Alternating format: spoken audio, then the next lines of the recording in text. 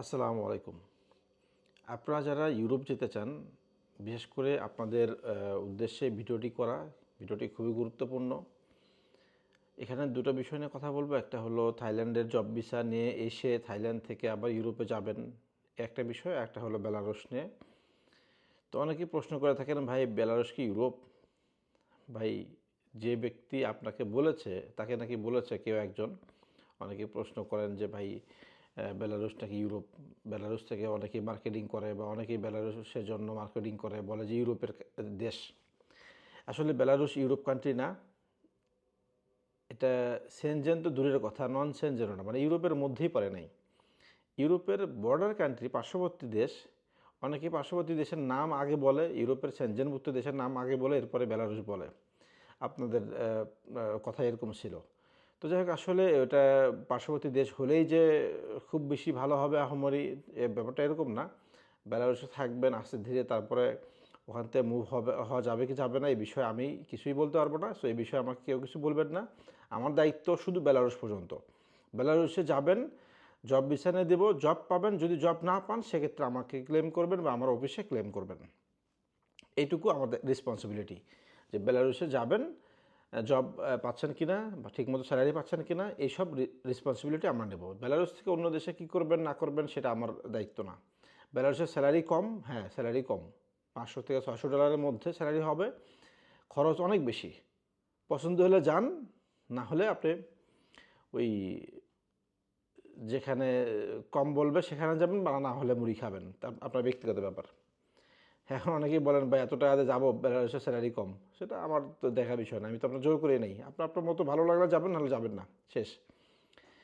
আচ্ছা, যাই হোক, এখন থাইল্যান্ডের ব্যাপারটা যেটা হলো সেটা হলো, অনেকেই আমাকে বলে থাকেন, অনেকেই ফোন দিচ্ছেন, আজকে সারাদিন অনেকেই ফোন দিচ্ছেন থাইল্যান্ডের ব্যাপারে। আমি গতকাল একটা মানে পোস্ট করেছিলাম, সরি, এই 17ই জানুয়ারি, মানে গত দিনের পোস্টে ছিল এমন, যে থাইল্যান্ডের বিজনেস ভিসা এবং থাইল্যান্ডে ওয়ার্ক পারমিট ভিসা নিয়ে যারা আসতে চান থাইল্যান্ডে, সেক্ষেত্রে আমার হেল্প নিতে পারেন। আমরা থাইল্যান্ডের বিজনেস ভিসা করে থাকি, কোম্পানি সেট আপ এবং ওয়ার্ক পারমিট ভিসার প্রসেস করছি। এখন নতুন করে ওয়ার্ক পারমিটের তো প্রসেস ছিল না আগে। এখন একটা কোম্পানিতে একটা একটা ইন্ডিয়ান ফুড, ইন্ডিয়ান এবং বাংলাদেশি ফুড এবং সি ফুড, এরকম একটা রেস্টুরেন্টে বেশ কিছু লোক লাগবে। তো আমাকে অনেক রিকোয়েস্ট করে বলেছে, ভাই যদি কোনো লোক থাকে আমাকে দিতে পারেন।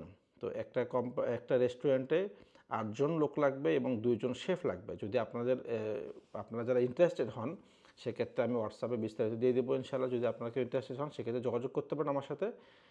আমার অফিসের নাম্বারে, যেই অফিসিয়াল যে নাম্বার, সেই নাম্বারে মেসেজ দেবেন যে থাইল্যান্ড সম্পর্কে জানতে চাচ্ছেন। সেক্ষেত্রে থাইল্যান্ডের যে ডিটেলসটা সেটা আপনাদেরকে দেওয়া হবে। তো থাইল্যান্ড থেকে যেটা সুবিধা হলো, থাইল্যান্ড থেকে ইউরোপে যাওয়া একটু তুলনামূলকভাবে একটু ইজি। মানে থাইল্যান্ডে যদি আপনি এখানে 5-6 মাস থাকেন, সেক্ষেত্রে এখান থেকে ইউরোপের সেনজেনভুক্ত দেশের ভিজিট ভিসা নিতে পারবেন।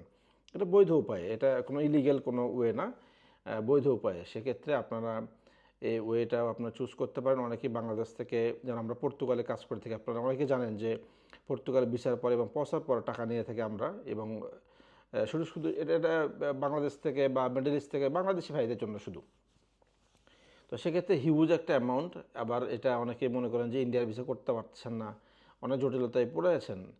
তো আপনারা যদি থাইল্যান্ডে আসেন, থাইল্যান্ডে এসে জব করেন, 5-6 মাস জব করেন, আপনারা বেকার থাকতে হচ্ছে না। বাংলাদেশ থেকে আপনারা 1 মাসের মধ্যে মুভ করেন থাইল্যান্ডে এসে, এখান থেকে আপনারা সেনজেনভুক্ত দেশে আপনারা যান। যদি আমার হেল্প লাগে, আমি আপনাকে হেল্প করতে পারবো, সমস্যা নেই। সেক্ষেত্রে আমাদেরকে কোনো মানে এটার জন্য মানে আপনার মানে জটিলতা বা অনেক সময় ক্ষেপণ করা, এরকম কোনো কিছুর প্রয়োজন হচ্ছে না। আপনি 1 মাসের মধ্যে থাইল্যান্ডে আসেন, এখান থেকে আপনি জব করেন, 5-6 মাস থাকার পরে দেন আপনি সেনজেনের জন্য ট্রাই করেন, ইনশাল্লাহ আশা করি হয়ে যাবে। তো যাই হোক, আপনার বিস্তারিত আরও কোনো তথ্য জানার থাকলে আমাকে সরাসরি মেসেজ করবেন, ফোন না দিয়ে। মেসেজ করার পর আমরা রিপ্লাই দেবো। এরপরে যদি আপনার কথাবার্তা সব কিছু ঠিকঠাক থাকে, আর অবশ্যই একটা জিনিস মনে রাখতে হবে, বেলারুশ এবং থাইল্যান্ডের জন্য মিনিমাম যারা পড়াশোনা জানেন, শিক্ষিত, তারা যোগাযোগ করবেন।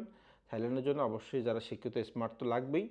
বেলারুশের জন্য স্মার্ট লাগবে না, কিন্তু শিক্ষিত থাকতে হবে। মানে মিনিমাম আপনি অ্যাপ্লিকেশন ফর্ম লিখতে পারেন ইংলিশে, এরকম যোগ্যতা থাকতে হবে, তাহলে বেলারুশে যেতে পারবেন। ধন্যবাদ সবাইকে। ভিডিও